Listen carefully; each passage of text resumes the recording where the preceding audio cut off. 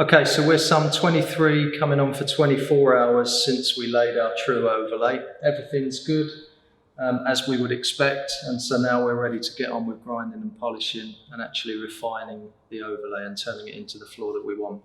So for this we use an HTC 500 Classic, very basic machine, entry level 3-phase, 180 kilos, plenty of grunt in the motor to do what we want it to do. Obviously bigger projects you're going to want a 650 or a 900 or an 800 from Husqvarna. Along with the HTC vac, that's HEPA filtered rather, and that will give us more or less a completely dust-free dry grinding operation.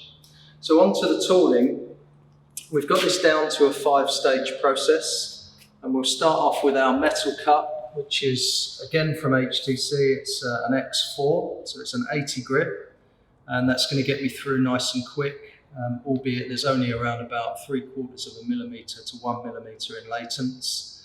We'll then move on to our boride 100 grit ceramics, a fantastic transitional tool. So it's going to get these scratches out nice and quickly from the 80s and get us up to quite a good refinement at a very early stage. So the second stage is going to be nice and smooth and ready for grouting. So at this point, we'll go in a lot more detail of how to apply the SRG grout, and that will be almost a separate video to this, but like a sort of subcategory, if you will. After the grout, we'll then densify, a Ameripolish 3DHS densifier, which will dilute, and I'll come on to why we do that when we actually use that as a subcategory as well. So from those points in between the tooling, we'll then revert back to a 200 grit SACE Zenith pad. So it's a flexible pad, and that will go onto our Velcro plates underneath the HTC. So 200, 400, and finishing on 800 grit, which will give us a nice high gloss. The corners we'll take care of, again with boride ceramic corner tools, and these will be used just with a multi-tool corner tool there with a little bit of water. We'll probably only go up to around about 200, maybe 400 on our corners, and likewise with our edges we're going to use the US Source TC7. I'm going to start off with an 80 to 120 metal cut disc just to nip us through the latents, and then we'll switch into the resin honeycombs. So finally, after that stage, we will apply our seal and burnish with the Onyx burnisher and our boride burnishing pads. So what we're going to do, rather than sort of burn up an hour of you watching me go up and down on this floor with the grinder, we'll switch it over to a time-lapse video.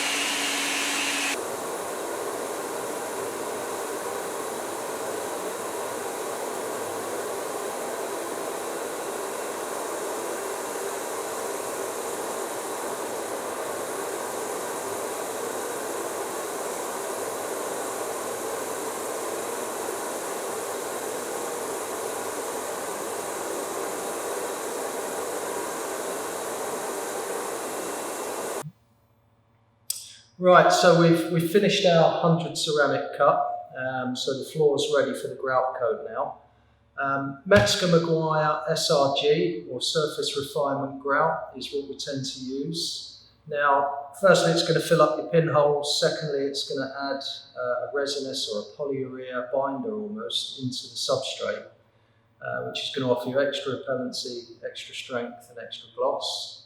Now, these kits would normally cover 160 square meters, so what we need to do is just decant a little bit off in even measures, part A, part B.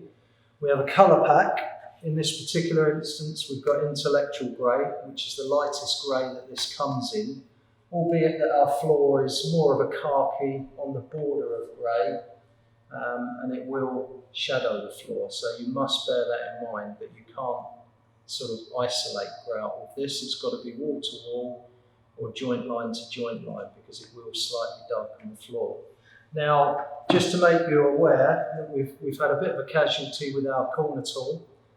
This has given up the ghost. We've no time to go and get a new one because we're entering into a lockdown tomorrow, unfortunately. So we're going to have to sort of disregard our corners. We'll carry on with the edges, but the finished floor obviously won't be a wall-to-wall floor. We'll probably just end up with a centre. But essentially what we want to show you in the videos is the process, the order in which you do things, and the type of gloss that you can achieve on the floor. So we'll put that to one side. Now, application-wise, because I'm alone, and good practice anyway is to mix up quite small volumes of this at a time, because it does go a long way. So no more than 400 to 500 millilitres or half a litre of mixed product at a time. And we'll be applying it via the stand-up trowel or spring blade, which is a flexible spreader, if you will, which obviously no more grouting on your hands and knees. So I've added already the intellectual grey colour pack into part A and given that a good shake. What we'll do is basically mix equal volumes of the product. So I've done my part B already. And these cups are quite handy because they've got the lines, so we can work to equal amounts relatively well. The other option, of course, is to weigh it out with one of the small digital scales. Your working time on this does very much depend on temperature. So today it's probably about 13 or 14 degrees. I would expect that we have a pot life of maybe 5 minutes and a working time of perhaps 8 to 11 minutes, something like that. But you'll see when we start applying it, we actually work relatively quickly with it.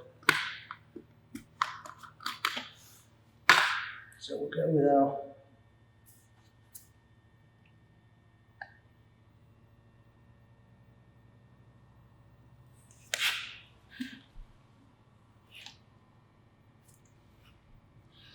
That's relatively close. That's close enough, to be honest. It's not critical that it's to the fluid ounce. And what we'll do is we'll decant the hardener into the polyurea, and that should work out around about equal by the time they're mixed.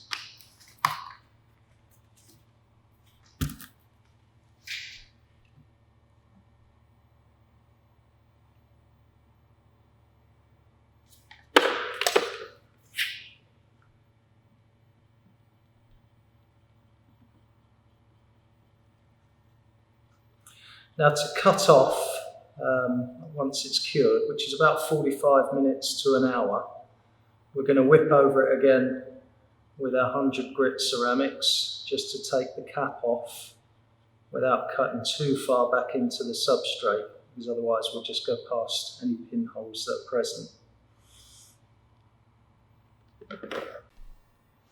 Okay, so we'll go over to the floor. We're just going to pour it down.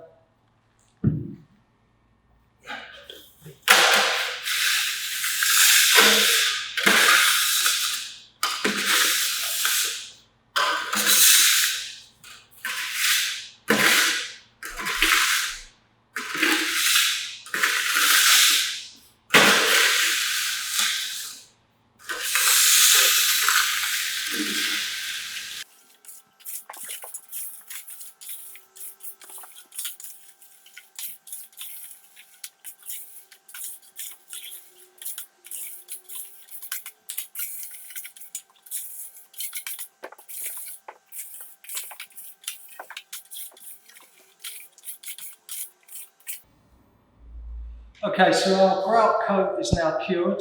That's ready to start cutting off. So we're going to jump back on there. We'll do the edges first with the TC7, and then a quick pass with the 100 ceramics just to take off the polyurea cap, and then we'll be ready for densifying.